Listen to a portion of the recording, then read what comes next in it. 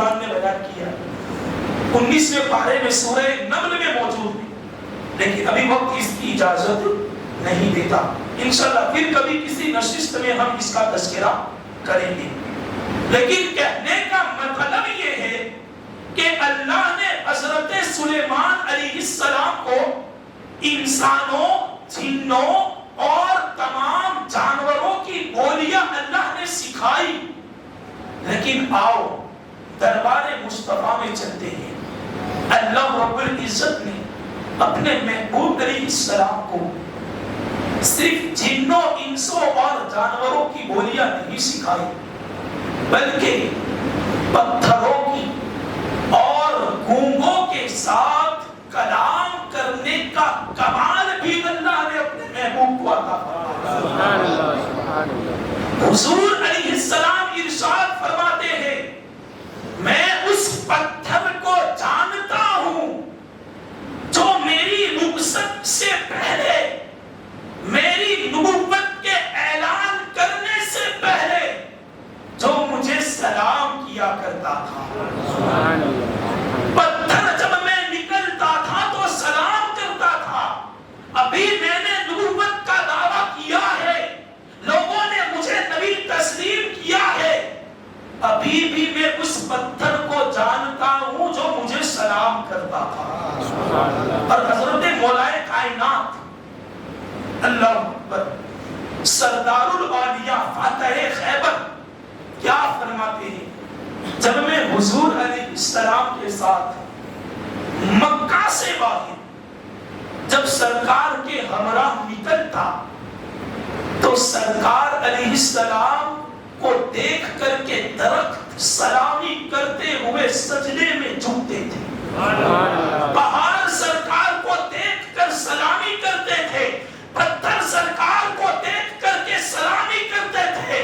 اسی کی طرف امام ارشاد اسی کی طرف اشارہ کرتے ہیں اور امام کہتے ہیں اپنے مولا کی ہے بس شان عظیم، جانور بھی کرے جن کی تعظیم، سنگ کرتے ہیں ادب سے تسلیم، پیر سجدے میں گرا کرتے ہیں، پیر سجدے میں گرا کرتے ہیں۔ آپ کو شاید امام کا شعر ہے صحیح سمجھ میں نہیں آئے گا، فرماتے ہیں میرے آقا کی وہ شان ہے، اپنے مولا کی ہے بس شان عظیم، جانور بھی کرے جن کی تعظیم، سنگ کرتے ہیں ادب سے تسلیم، سنگ بمانا پتھر، سنگ کرتے ہیں ادب سے تسلیم اور پیر سجدے میں گرا کرتے ہیں۔ اسی حدیث پاک کو امام نے ایک شعر میں سمیٹا، اللہ اکبر، جن کے قدموں پہ سجدہ کرے جانور، منہ سے بولے شجر دے گواہی حجر، وہ ہے محبوب رب، وہ ہے محبوب رب، صاحب بحر و بر، صاحب رجعت شمس و شق القمر، نائب دشت قدرت پہ لاکھوں سلام۔ امام کے اشعار پڑھو، کتنے عشق میں ڈوبے ہوئے ہیں تو پتا چلے گا کہ عشق کسے کہتے ہیں۔ اللہ اکبر۔ اور سرکار کی بارگاہ میں صرف صحابہ نہیں، صرف جن نہیں، اور جنات بھی سرکار کی بارگاہ میں فریاد لے کر کے آتے تھے۔ یہ سورہ جن نازل ہی کچھ اس طرح ہوئی، سورہ جن نازل ہی کچھ اس طرح سے ہوئی ہے۔ سورہ جن کے نزول کا جو سبب ہے، اگر موقع ملے تو اس کو پڑھ لینا، یہ سورہ جن کیوں نازل ہوئی۔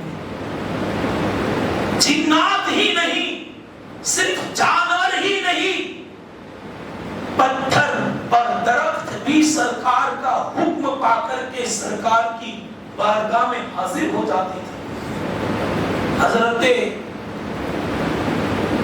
ایک صحابی اس روایت کو بیان کرتے ہیں، ابو جہل سرکار کی بارگاہ میں کنکریاں لے کر کے حاضر ہوا تھا، بڑا مشہور واقعہ ہے، اور حضور کی بارگاہ میں آ کر کے کہنے لگا اگر آپ نبی ہیں تو بتاؤ میری مٹھی میں کیا چھپا ہوا ہے، میری مٹھی میں ہے کیا؟ تو سرکار نے فرمایا کہ میں خود بتاؤں کہ میں کون ہوں، یا وہ چیز بتائے جو تیرے ہاتھوں میں چھپی ہوئی ہے. کہنے لگا آپ بتا دے تو یہ کمال کی بات ہے، لیکن وہ چیز اگر بتا دے تو یہ بڑی کمال کی بات ہے. سرکار نے فرمایا ٹھیک ہے، ایک کنکری تو کلمہ پڑھ کر کے گواہی دے کہ میں اللہ کا رسول ہوں. تو مٹھی میں کنکریاں کلمہ پڑھنے لگی، کہنے لگی لا الہ الا اللہ محمد الرسول اللہ، یعنی یہ حقیقت میں اللہ کا رسول ہے، اللہ کا محبوب ہے. پتھر جن کی گواہی دیتے تھے، لیکن چونکہ کفار کے دلوں پر اللہ نے مہر لگا دی. ختم اللہ علی قلوبہم وعلی سمعہم وعلی ابصارہم غشاوہ. قرآن کہتا ہے ہم نے ان کے دلوں پر مہر لگا دی، وہ نہ تو حق کو سن سکتے ہیں، نہ حق کو دیکھ سکتے ہیں، نہ حق کو سمجھ سکتے ہیں، چاہے دنیا ادھر سے ادھر ہو جائے. لیکن جن کے دلوں پر ہم نے مہر لگا دی ہے وہ کبھی حق دیکھ پائیں گے. ابو جہل نے یہ سب کچھ دیکھا لیکن مانا. کہنے لگا یہ تو سب جادو کے کرش ہے. معاذ اللہ. سرکار علیہ السلام کی بارگاہ میں صرف انسان نہیں بلکہ ہر کوئی فریاد کرتا تھا. حضور علیہ السلام مسجد نبوی میں جب اس کا مکمل طور سے کام نہیں ہوا تھا، اس وقت سرکار جب پہلے خطبہ دیتے تھے تو ایک لکڑے کا ستون تھا. کیا تھا؟ ایک لکڑے کا ستون تھا. سرکار اس کے ساتھ ٹیکا دے کر کے سرکار خطبے کے لیے کھڑے ہوتے تھے اور اس کے ساتھ ٹیکا دیتے تھے.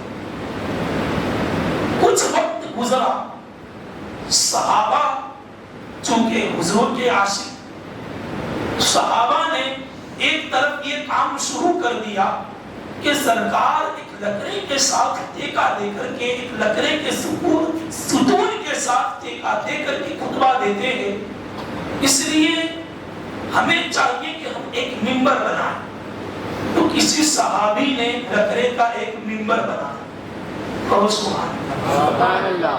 لکڑے کا منبر بنایا.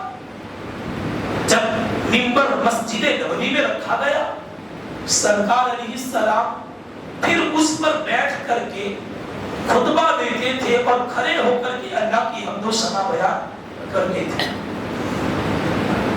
ابھی سرکار نے صرف جگہ تبدیل کی.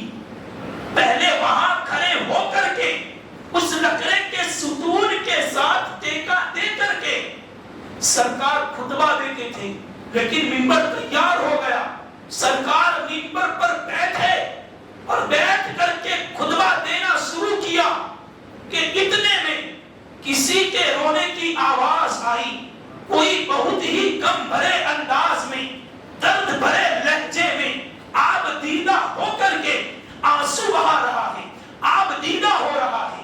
یعنی کسی کے رونے کی آواز آ رہی ہے، اور وہ بھی ایسی آواز کہ صحابہ جس کی درد بھری آواز کو سن کر کے صحابہ کی آنکھیں آبدیدہ ہو گئی. صحابہ خود رونے لگے. اللہ اکبر. صحابہ رو رہے ہیں لیکن صحابہ کو اس بات کا علم نہیں کہ وہ کس لیے رو رہے ہیں. ہاں، لیکن اتنا پتا ہے کہ کوئی کم بھرے آواز میں، کم بھرے لہجے میں، کم بھرے انداز میں رو رہا ہے. رونے کی آواز کو سن کر کے صحابہ رونے لگے. صحابہ نے عرض کیا آقا کوئی بہت ہی کم بھرے لہجے میں رو رہا ہے.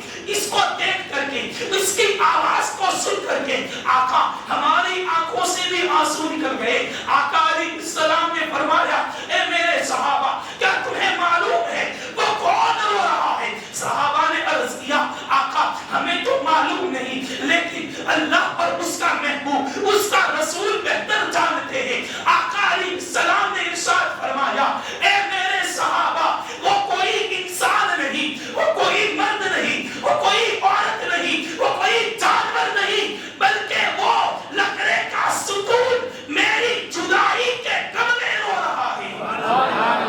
وہ لکڑے کا ستون میری جدائی کے غم میں رو طریقہ دے کر کے خطبہ دیتا تھا، اب چونکہ میں نے اس جگہ کو چھوڑ دیا اور میں نے منبر پر اپنا مقام بنا لیا، اس لیے وہ میری جدائی کے غم میں رو رہا ہے۔ سرکار منبر سے اترے، اس لکڑے کے ستون کو اپنے سینے سے لگایا۔ رحمت ہے، رحمت للعالمین قرآن نے کہا، صرف انسانوں کے لیے نہیں، صرف جانوروں کے لیے نہیں، تمام 18,000 مخلوق کے لیے اللہ نے سرکار کو رحمت بنا کر بھیجا۔ سرکار نے اپنے سینے سے لگایا اور فرمایا، صحابہ دیکھ رہے ہیں یہ منظر۔ حضور نے اس سے فرمایا، تو کیا چاہتا ہے؟ اگر تو یہ چاہتا ہے کہ تجھے اس درخت میں شامل کر دیا جائے جہاں سے تجھے کاٹا گیا، تو میں تجھے وہاں داخل کر دیتا ہوں، شامل کر دیتا ہوں، اور تو ہرا بھرا درخت بن جائے گا اور تیرا وجود قیامت تک باقی رہے گا۔ تمام قیامت تک آنے والے حجاج تیرے سائے میں بیٹھیں گے اور تیرے سائے میں بیٹھنے پر فخر کریں گے۔ اگر تو مجھے کہے تو میں تجھے ایک درخت بنا دوں، اور ایسا درخت جو قیامت تک ہرا بھرا رہے۔ اس نے کہا، آقا ایک لمحے کی جدائی تو برداشت نہیں ہوئی، اسی لیے آنکھوں سے آنسو نکل گئے۔ اب کیسے نکلے وہ سرکار جانے اور وہ لکڑے کا ستون جانے، سمجھنے کی طاقت ہم میں نہیں، لیکن سرکار علیہ السلام کا معجزہ ہے۔ صحابہ نے بیان کر دیا، چاہے ہماری سمجھ میں آئے نہ آئے، ہمارا ایمان ہے کہ وہ درخت کا وہ جو ہے وہ لکڑے کا ستون سرکار کی بارگاہ میں فریاد کر رہا تھا، اور سرکار نے اس کو روتے ہوئے سنا، اس کو دیکھا اور اپنے سینے سے لگا دیا۔ سبحان اللہ۔ کہتا ہے، آقا ایک لمحے کی جدائی تو برداشت نہیں ہوئی، میں قیامت تک کیسے جدائی برداشت کروں گا؟ آقا علیہ السلام نے فرمایا، تو کیا چاہتا ہے؟ تو اس نے عرض کی، آقا میں آپ کا ساتھ چاہتا ہوں۔ میرے آقا نے فرمایا، ٹھیک ہے، میں ابھی تجھے جنت میں بھیجتا ہوں۔ سبحان اللہ، سبحان اللہ۔ بیٹھے دنیا میں کیا فرمایا؟ میں تجھے جنت میں بھیجتا ہوں، جا تو جنت میں جا، تیرا وجود وہاں ہرا بھرا رہے گا، جنت کی نعمتوں سے لذت حاصل کر، وہاں کی نعمتوں سے لطف اندوز ہو، ہم جنت میں تمہیں ملیں گے۔ سبحان اللہ، سبحان اللہ۔ سرکار نے یہ کہہ کر کے اس لکڑے کے ستون کو، مسجد نبوی کا جو منبر تھا، سرکار نے وہاں کھدائی کر کے وہاں اس لکڑے کے ستون کو دفن کر دیا۔ آج بھی مسجد نبوی کے منبر کے نیچے وہ ستون مدفون ہے۔ آج بھی مسجد نبوی کے منبر کے نیچے وہ ستون مدفون ہے۔ اللہ اکبر۔ یہ سرکار علیہ السلام کی سماعت ہے کہ سرکار جانوروں کی، پتھروں کی، پہاڑوں کی، درختوں کی بولیوں کو سن لیتے ہیں، بلکہ یہ معجزہ بھی بڑا مشہور ہے کہ سرکار نے صرف حکم دیا تو درخت زمین چیرتا ہوا، صحابہ موجود ہے، سرکار علیہ السلام نے درخت کو بلایا، درخت زمین چیرتا ہوا میرے آقا کی بارگاہ میں حاضر ہوا۔ سبحان اللہ، سبحان اللہ۔ یہ روایتوں میں اور حدیث میں ابھی موجود ہے، یہ کوئی بنی بنائی بات نہیں، اور ایک دو روایت نہیں، کئی محدثین نے اس کو بیان کیا، اور بیان کرنے والے ہر زمانے کے کوئی عام لوگ نہیں، ہر زمانے کے اپنے اپنے وقت کے محدث، مفکر اور علامہ گزرے ہیں، اللہ کے ولی گزرے ہیں، ایسے ایسے لوگوں نے روایت بیان کی۔ تو تو یہ سرکار علیہ السلام کی شان و عظمت ہے کہ ہر کوئی فریاد لے کر کے حضور کی بارگاہ میں حاضر ہوتا ہے۔ میں آپ کو کیا بتاؤں، میرے پاس ابھی اتنے سارے قرآن و حدیث کے دلائل موجود ہیں، الحمدللہ اللہ کا بڑا احسان ہے اس فقیر پر۔ سرکار علیہ السلام کی خدمت میں صحابہ موجود تھے، سرکار کے سفر پر نکلے ہوئے تھے کہ ایک جگہ پر قیام کیا۔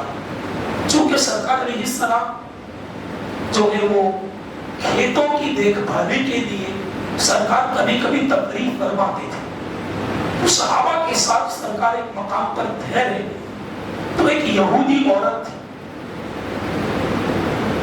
جنگ میں اس کا باپ، اس کا چچا، اس کا شوہر، اس کا کنبہ، اس کا قبیلہ، سب لوگ چونکہ کفار کی جانب سے تھے، یہودیوں کی جانب سے تھے، تو مسلمانوں کے ساتھ جب جنگ ہوئی تو اس کے کنبے اور قبیلے اور اس کے خاندان کے سارے لوگ مارے گئے، اور وہ عورت قیدی بن گئی، اور قیدی بن کر کے مسلمانوں کے جو کہ وہ حفاظت میں آ گئی، مسلمانوں کی حفاظت میں آئی۔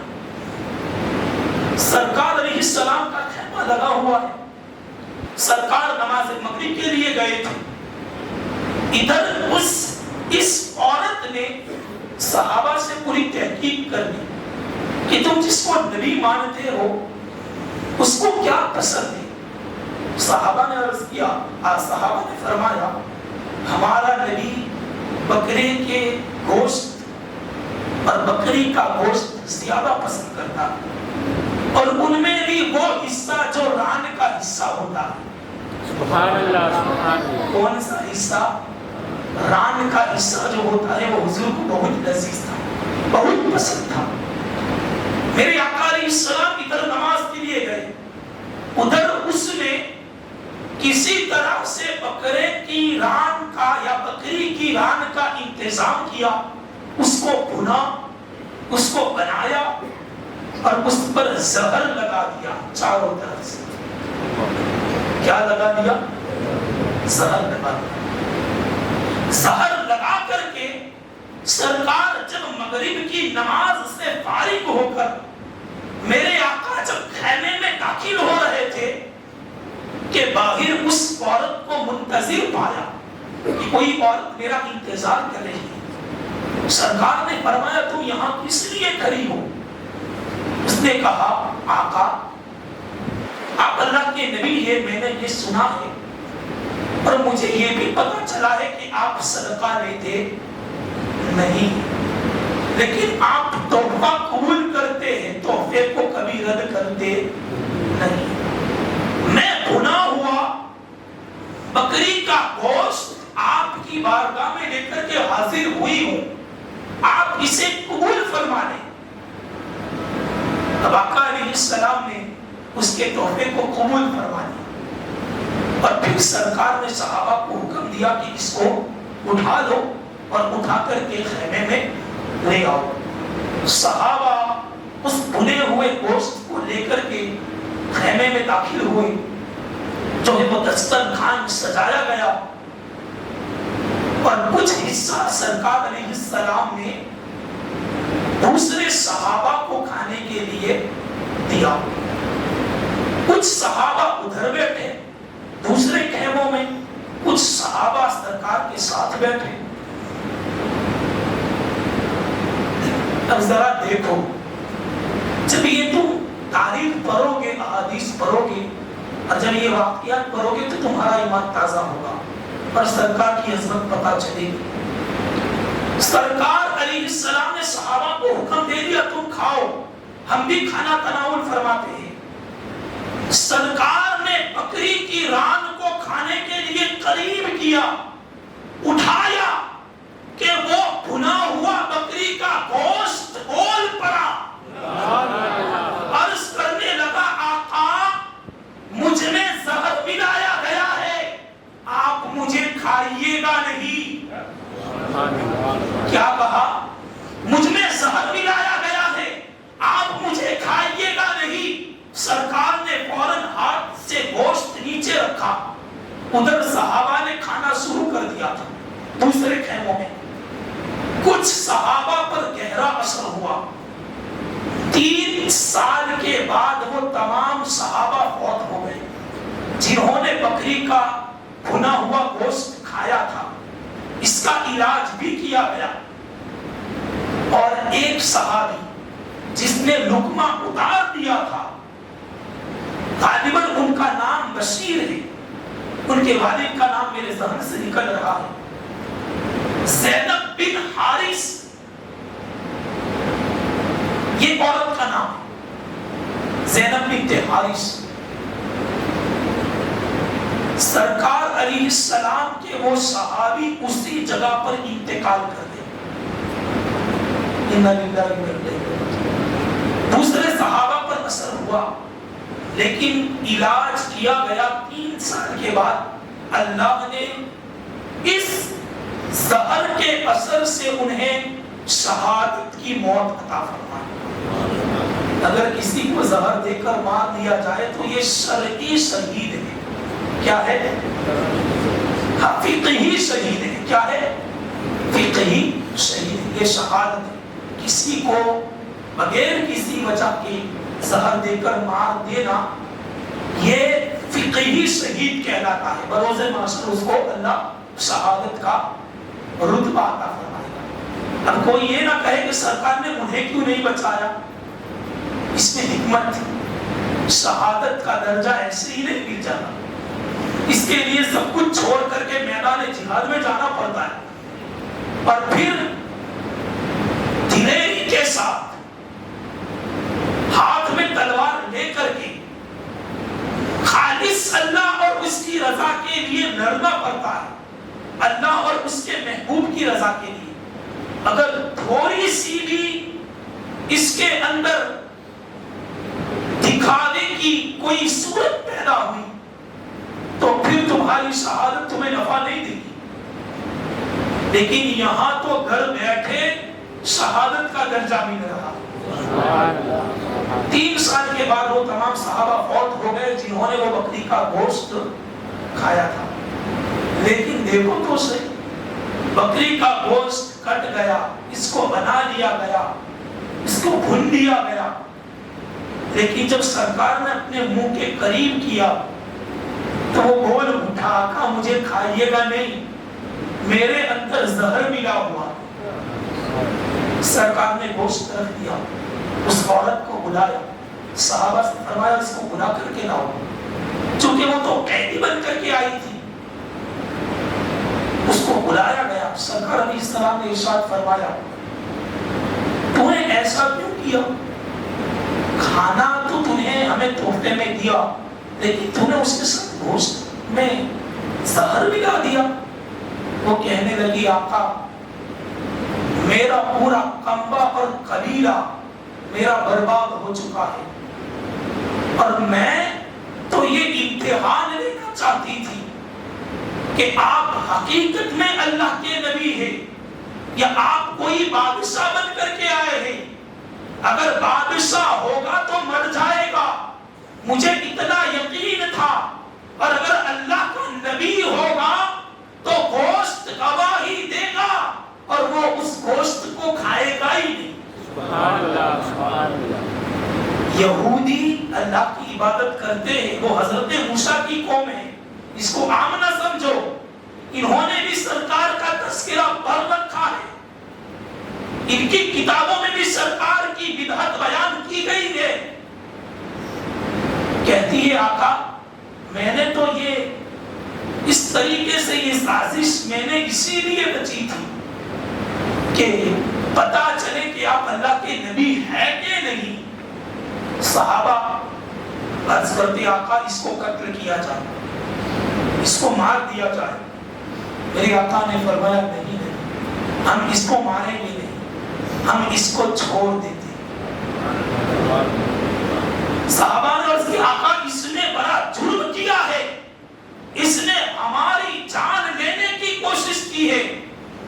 آقا نے فرمایا نبی ہوتا ہی وہ ہے جو ظلم ہونے کے بعد بھی معاف کر دے. نبی ہوتا ہی وہ ہے جو ظلم ہونے کے بعد بھی مجرم کو معاف کر دیا. آقا نے معاف کر دیا, اس عورت کو رہا کر دیا, معاف کر دیا, جا میں نے تجھے بخش دیا. ہم میں سے اگر کوئی بندہ ہو تو معاف کر سکتا ہے. اسی وقت بندے پر جنون طاری ہو جائے گا, تیش میں آ جائے گا, غضب میں آ جائے گا, غصے میں آ جائے گا. بندہ پتا چل جائے کہ اس نے زہر دیا ہے تو پھر اس وقت کیا ماحول ہوگا وہ آپ جانتے ہی. تو یہ سرکار علیہ السلام کی عظمت ہے, شان ہے, جس کو قرآن نے بیان کیا. اور ابھی حضرت سلیمان کا تذکرہ باقی ہے, وقت اجازت نہیں دیتا. انشاءاللہ آئندہ کل کی نشست میں ہم جہاں سے چھوڑ رہے ہیں وہیں سے اپنی گفتگو کو چھیڑیں گے کہ سرکار کو اللہ نے کیسی شان عطا فرمائی ہے. تو یہ وہ خصائص ہے, یہ وہ معجزات ہے, یہ وہ مقدس شانیں ہیں جو اللہ نے اپنے محبوب علیہ السلام کو عطا فرمائی. اللہ رب العزت ہم سبھی کو اللہ کے حبیب علیہ السلام کے صدقے میں مولا بروز محشر ہم سبھی کی مغفرت فرمائے, ہمارے خاندان کی, قبیلے کی اور تمام مؤمنین مومنات کی مغفرت فرمائے, اور ان کے سچے امتی اور سچے غلام بن کر کے دکھانے کی اللہ ہمیں توفیق عطا فرمائے. ہمارے السلام علیکم ورحمۃ اللہ وبرکاتہ.